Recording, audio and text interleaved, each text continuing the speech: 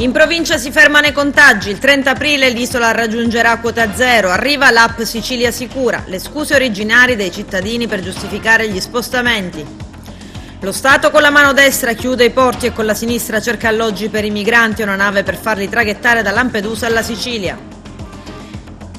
Il Ministero ha scelto il nuovo direttore dell'ufficio scolastico regionale, Stefano Saraniti, che nominerà il responsabile della sede territoriale di Agrigento. L'ex direttore Raffaele Zarbo perde così sia Agrigento che la Sicilia. Arrestato 62enne di Ravanusa, nascondeva nel manico di una scopa alcuni involucri contenenti cocaina.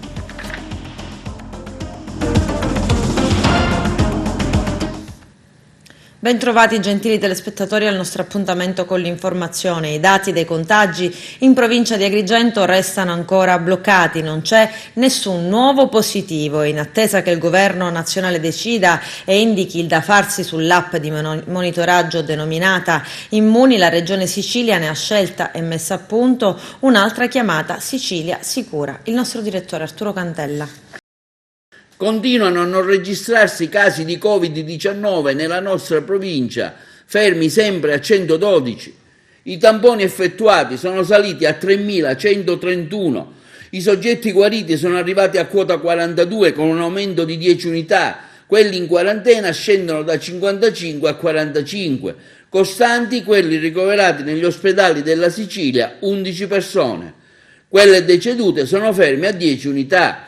Dato sicuramente incoraggiante per il proseguo dell'iter, che vede l'isolamento della gente sta dando i suoi frutti e che presto ci condurranno alla fase 2 con un'attenta ripresa delle attività. Anche la regione siciliana, secondo i dati dell'assessorato alla sanità, confermano che nella nostra provincia i casi sono fermi da qualche giorno a 129.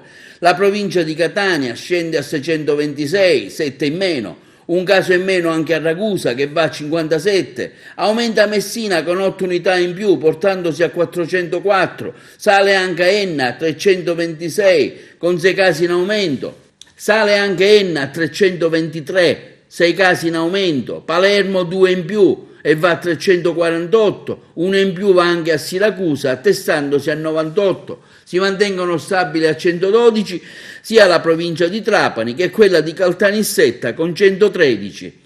Le persone guarite aumentano a 346, i decessi di 3 unità vanno a quota 203, sui nuovi tamponi effettuati in più rispetto a quello di ieri, 1601, quelli positivi al Covid vanno a 42, mentre i contagiati registrano solo 8 casi. I pazienti in terapia intensiva diminuiscono di 2 unità, scendendo in totale a 39, mentre aumentano quelli in isolamento domiciliare, più 6, per un totale di gente ancora ferma a 1645. E in tema di Covid-19 dalla regione siciliana arriva la nuova app denominata Sicilia Sicura, pronta per il monitoraggio del coronavirus nell'isola, che si può scaricare e aiutare a contenere la diffusione del virus con pochi passaggi necessari. Sicilia Sicura è l'app per il monitoraggio del coronavirus nella nostra regione. Puoi scaricarla gratuitamente ed aiutare a contenere la diffusione del virus. Utilizzarla è semplice, bastano pochi passaggi. Inserisci la posizione, i tuoi dati personali e compila il modulo sul tuo stato di salute seguendo la procedura guidata. Chi utilizza Sicilia Sicura può far conoscere le proprie condizioni di salute fino a 2 volte al giorno. Queste informazioni produrranno un quadro esaustivo dei casi a livello regionale, distinguendo la sintomatologia in base a delle etichette. Ovviamente i dati forniti non verranno resi pubblici e serviranno ad identificare rapidamente l'insorgere di eventuali sintomi per far intervenire i medici con tempestività ed evitare soprattutto il rischio di nuovi contagi per la popolazione. Sicilia Sicura è gratuita e garantisce il pieno rispetto della privacy. Non è obbligatoria, ma se la adoperi, aiuti te stesso e gli altri.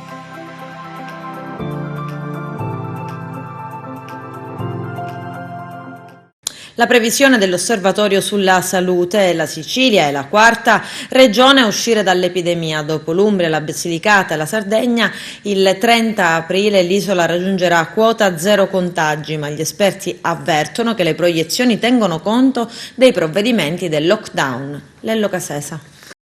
Secondo le previsioni dell'Osservatorio Nazionale sulla Salute nelle regioni italiane, coordinato da Walter Ricciardi, consulente del governo e membro dell'OMS, la Sicilia raggiungerà il 30 aprile quota contagi zero e dunque, dopo l'Umbria, Basilicata e Sardegna, potrebbe essere l'isola ad uscire dall'emergenza Covid-19.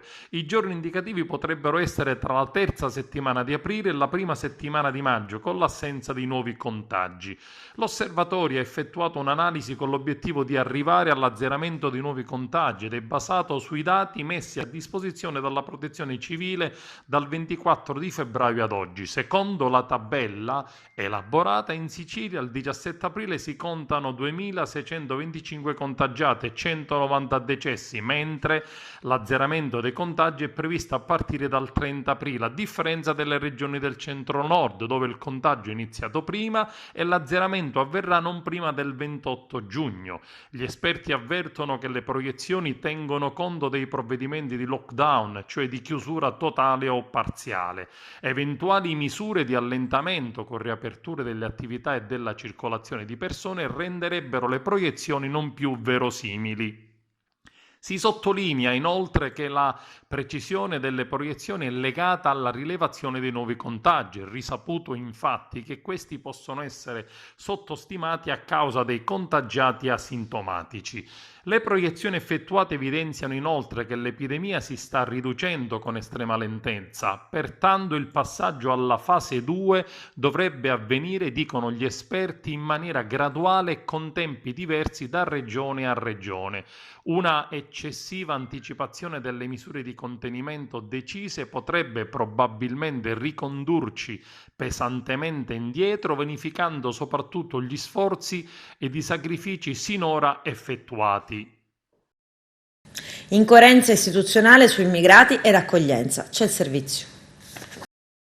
Mentre un decreto del governo nazionale ha chiuso i porti alle ONG, le navi che recuperano i migranti nel canale di Sicilia e il sindaco di Porto Empedocle, da Carmina, con un'ordinanza sigilla in modo specifico il porto di Porto Empedocle, dopo aver saputo del transito di un migrante positivo al coronavirus, la prefettura, che rappresenta nella sostanza dei fatti lo Stato, fa tutto il contrario.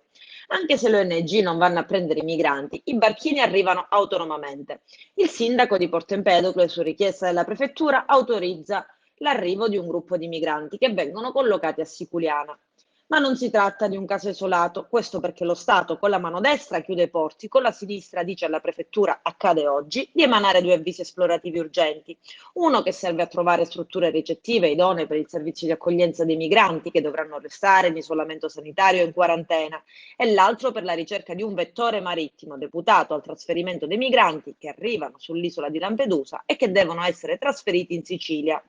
2 avvisi che di fatto non sembrano lasciare alcuna speranza all'eventualità di una nave di quarantena posta in rada a Lampedusa o a Porto Empedocle, in vista dell'estate e dei sistematici sbarchi fantasma. La prefettura però si sta attrezzando.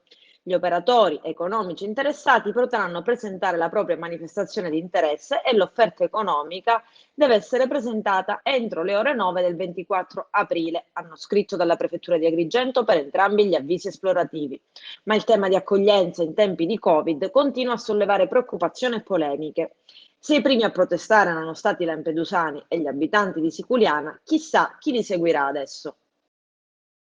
Prima si è lamentato degli orari dell'autobus, poi per i buoni spese, ancora quando il sindaco di Agrigento, Lillo Firetto, giunto a Porta di Ponte per un sopralluogo, gli ha detto che ci fai qui, torni a casa, ha iniziato anche ad andare in escandescenza aggredendolo verbalmente. Questo quando accaduto ieri all'inizio di Via Tenea, con protagonista un immigrato da anni residente nella città dei Templi. L'uomo si trovava seduto su una panchina quando, ripreso dal primo cittadino, ha iniziato ad inveire contro di lui. Per calmare l'immigrato, già noto alle forze dell'ordine perché posteggiatore abusivo, c'è voluto l'intervento di 2 commercianti della zona e degli agenti della polizia municipale. La posizione dell'uomo è adesso al vaglio delle forze dell'ordine.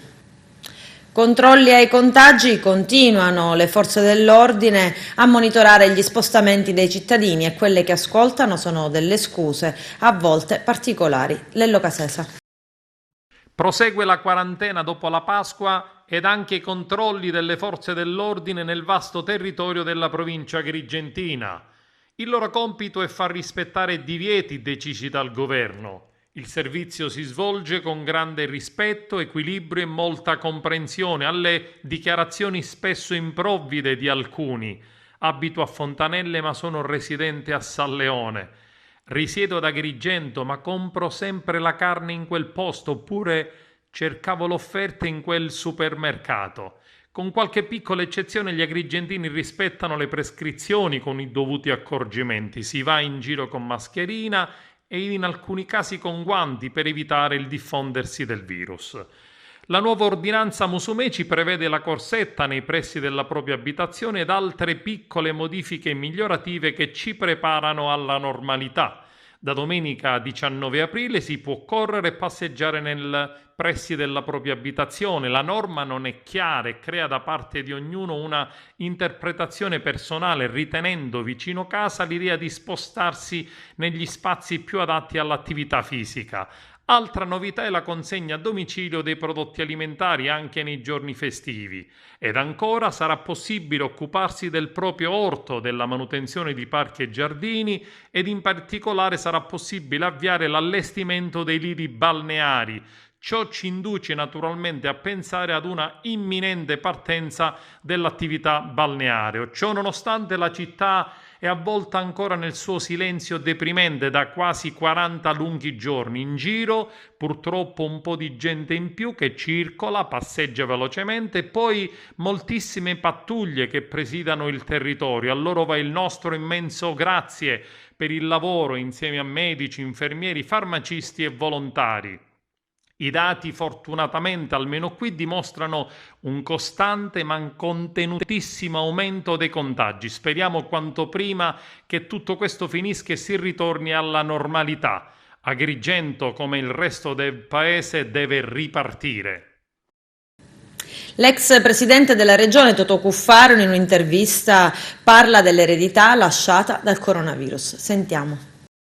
Ci stia dando molti segnali. È la vulnerabilità del nostro mondo, nonostante abbiamo raggiunto limiti. Basta un semplice piccolissimo microorganismo per mettere in crisi non soltanto l'aspetto sanitario, che è in crisi, come stiamo vedendo, ma per mettere in crisi l'intero sistema. E tralasciamo da dove questo microorganismo sia arrivato e come sia arrivato, perché ormai persino gli scienziati stanno litigando, come giustamente dici tu, non appartiene alla nostra conversazione. Essere molto attenti per il futuro anche all'avanzamento della ricerca e della tecnologia, ben venga, purché sia mirata e perché soprattutto sia messa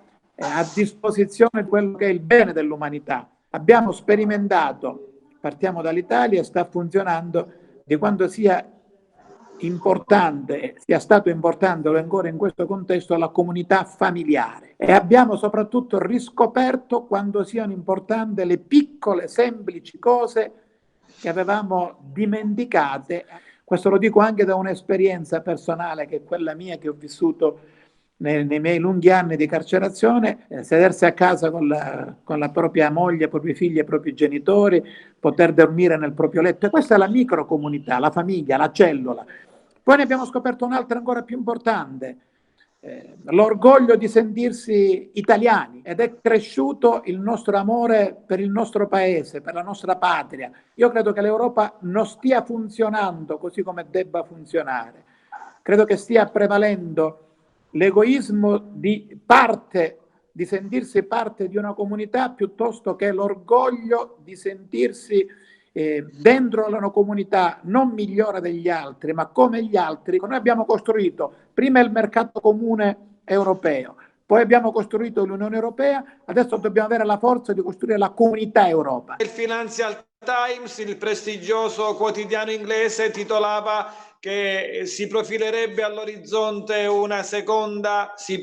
parliamo col condizionale, una porta per l'Italia. Financial Times, come The Spiegel, continuano a introdurre in un contesto politico debole quale quello che stiamo vivendo tutta una serie di presupposte o presupposizioni che mi auguro non solo che non siano vere, che siano assolutamente fuori da ogni contesto di scelta.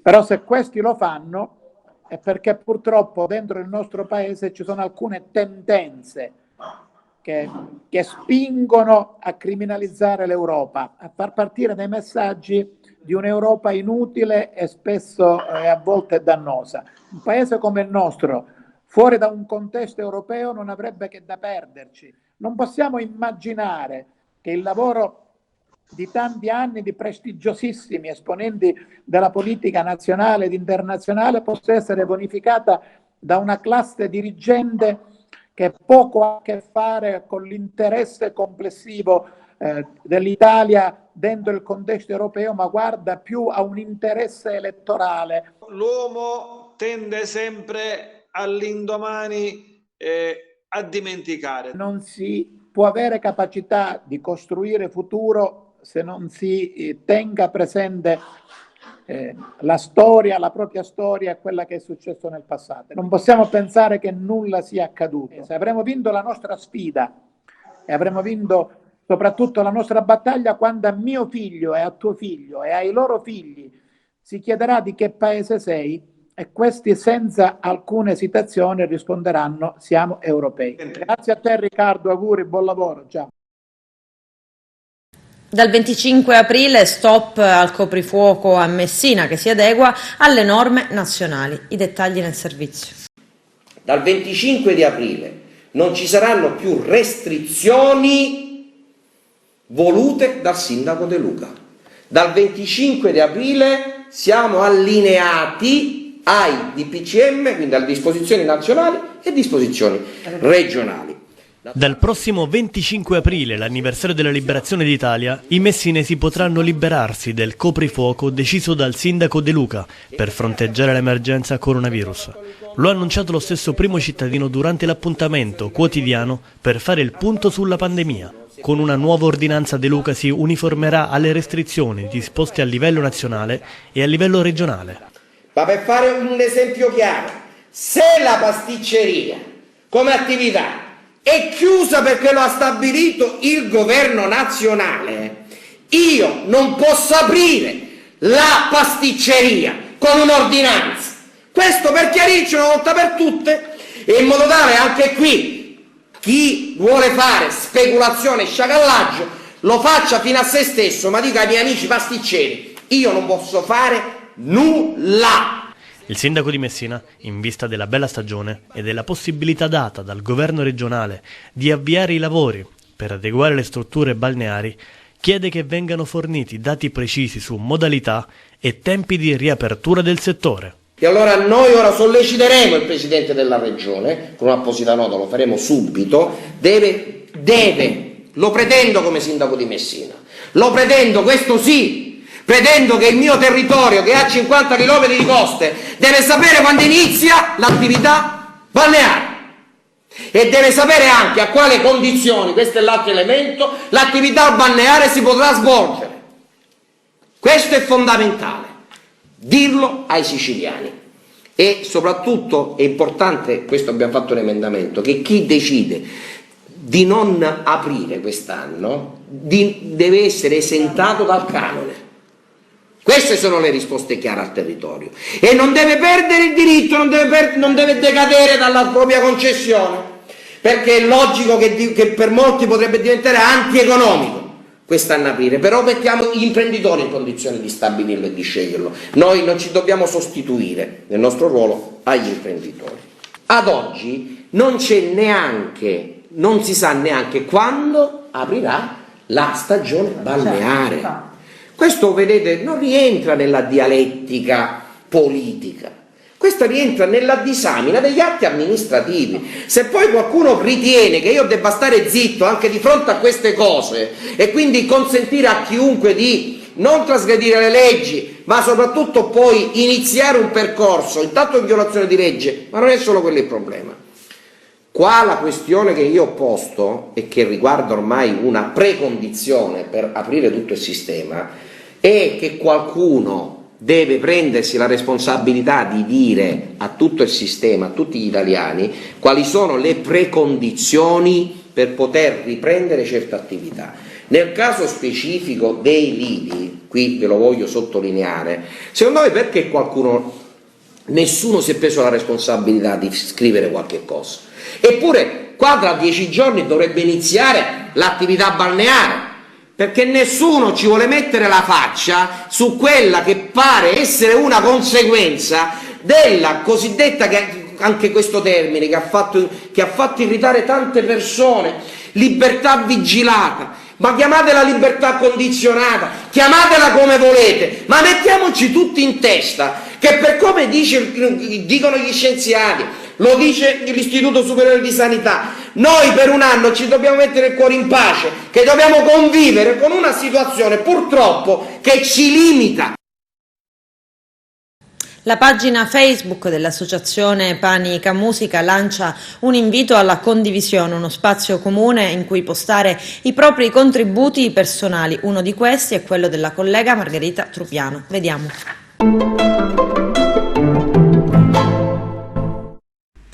Ciao a tutti gli amici di Panica Musica e a coloro che stanno vedendo questo video. Giorgio Patti mi ha chiesto un contributo da inserire sulla pagina. Essendo io una giornalista, il mio non sarà di musica, ma sarà una pagina di questa storia di questi giorni molto breve che ho scritto per ricordarli. Non ce lo dissero in tempo. Da soli capimmo di essere in guerra. Ognuno soldato di se stesso e dei suoi cari. Una guerra strana, non come quelle che avevamo studiato sui libri di storia, no. Era una guerra nella quale non si usavano armi e non si scendeva in strada per nascondersi dalle bombe sganciate dal cielo che cercavano di centrare abitazioni e ricoveri.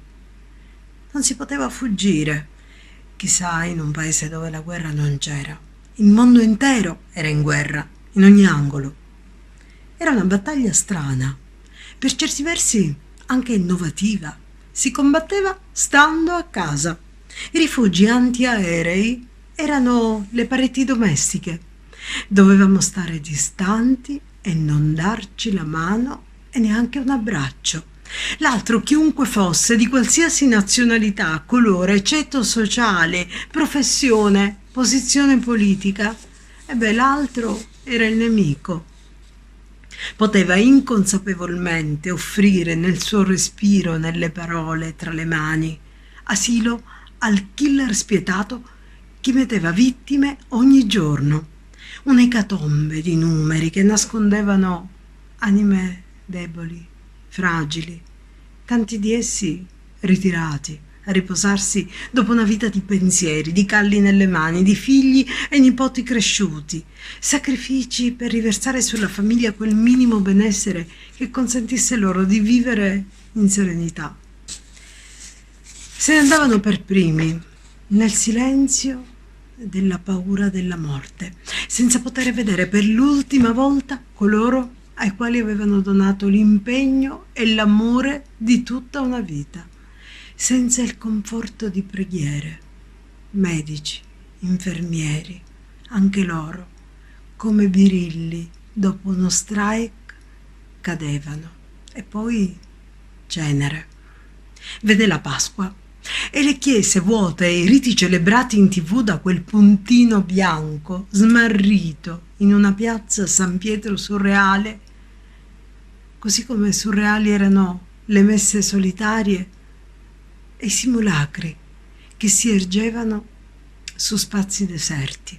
Si rimase a casa ancora per il pranzo pasquale e il lunedì dell'Angelo, con quel sole che dall'alto, lontano, quasi incurante, guardava e scaldava, illuminava radioso campagne vuote e spiagge spopolate. Comprendemmo che auto di lusso, abiti firmati, fasti e roba sontuosa erano praticamente inutili. Bastava il cibo, bastava sentire una voce al telefono. E poi avevamo comunque tantissimo: la TV, il computer, un comodo divano, la dispensa che conteneva ciò che ci permettesse di sopravvivere.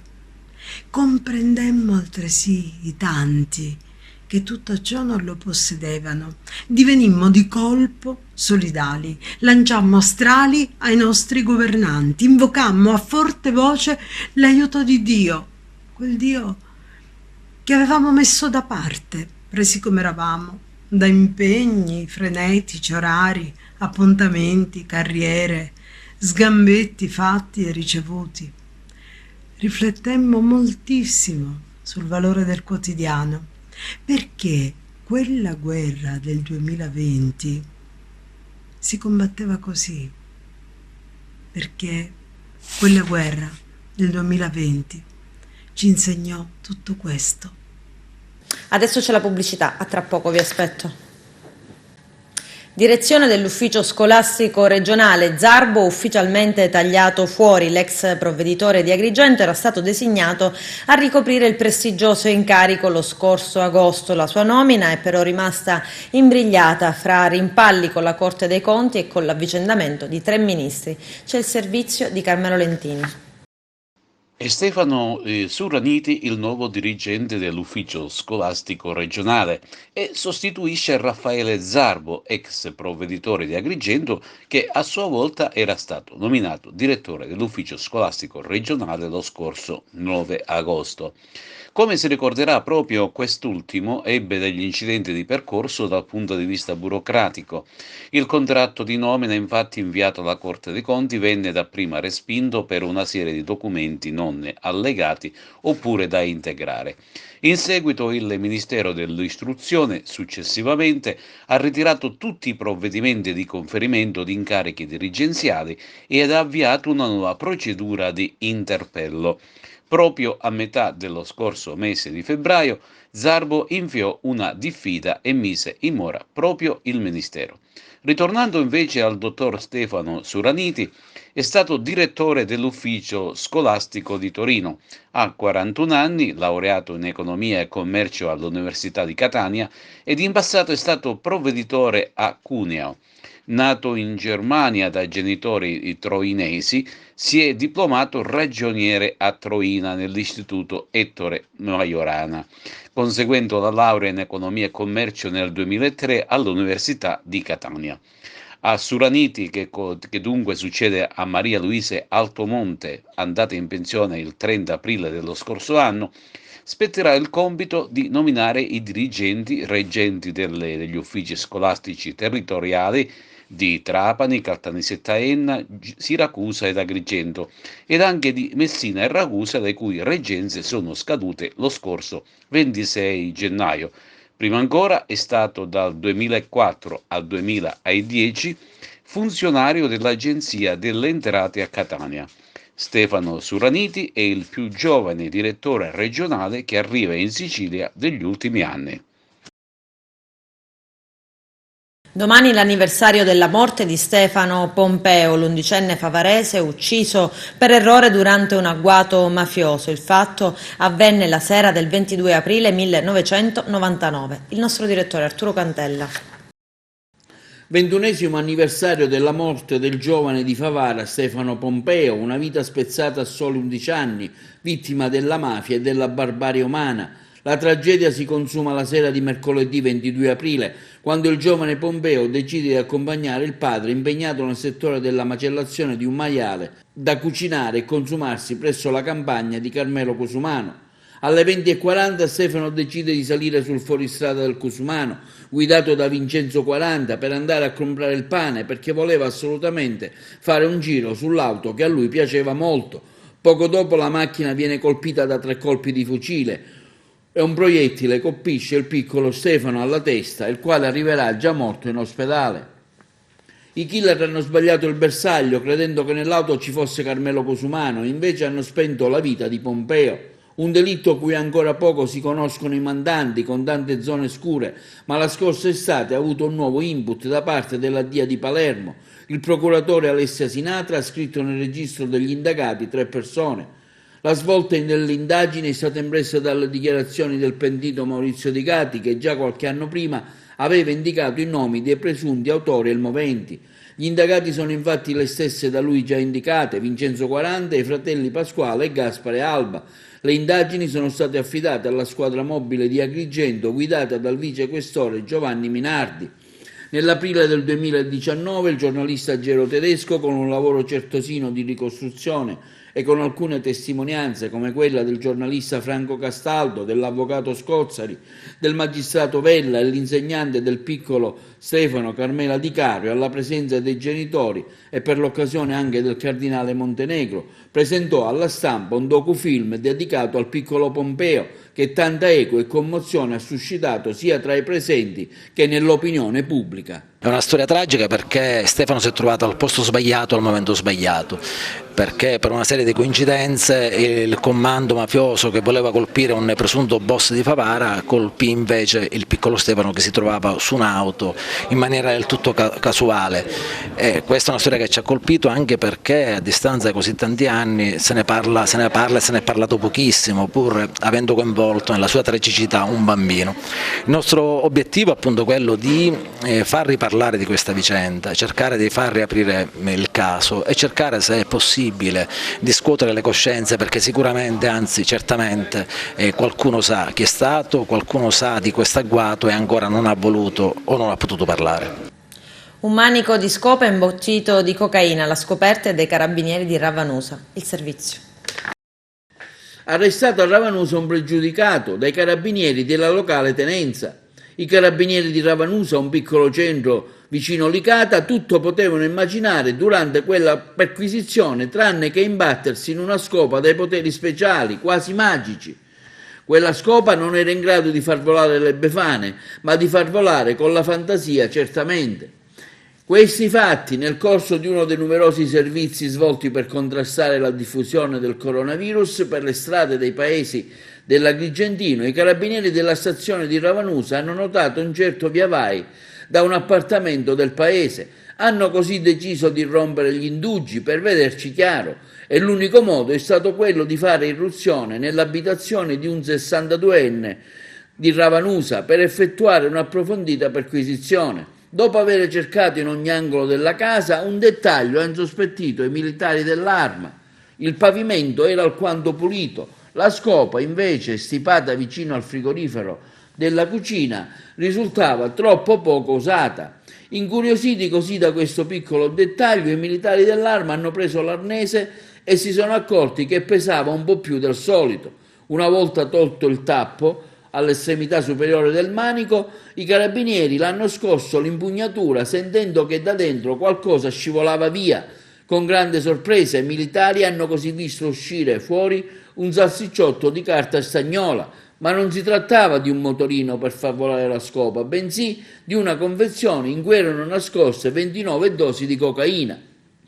Ma non basta, proseguendo nella perquisizione tra le conserve in cucina sono saltati fuori anche 2 flaconi di metadone. A questo punto i carabinieri di Ravanusa non hanno avuto dubbi, hanno arrestato l'uomo con l'accusa di detenzione di sostanza stupefacente ai fini di spaccio. L'uomo, dopo le operazioni del caso, è stato accompagnato presso la sua abitazione agli arresti domiciliari. Con questo è tutto, termina qui l'edizione del telegiornale. Grazie per la gentile attenzione e per essere stati con noi. Prima della sigla c'è un video. A presto.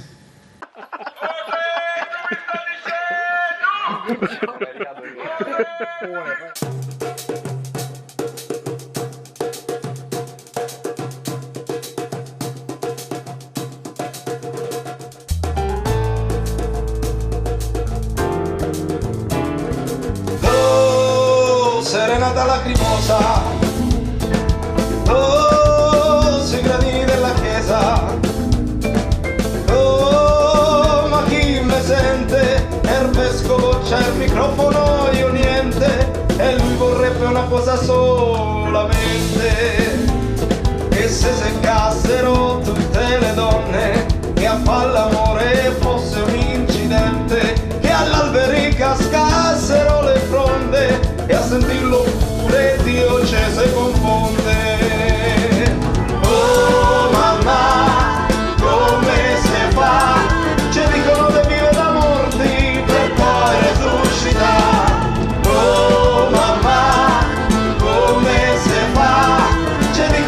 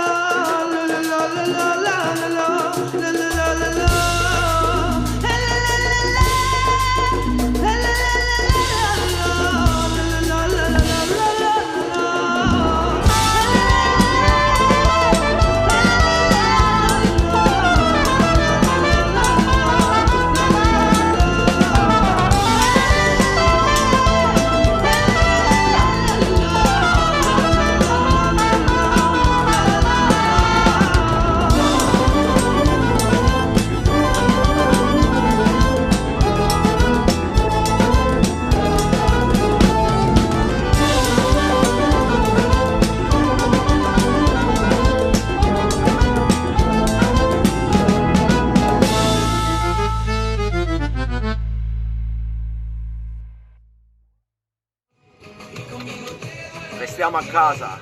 104, I love you.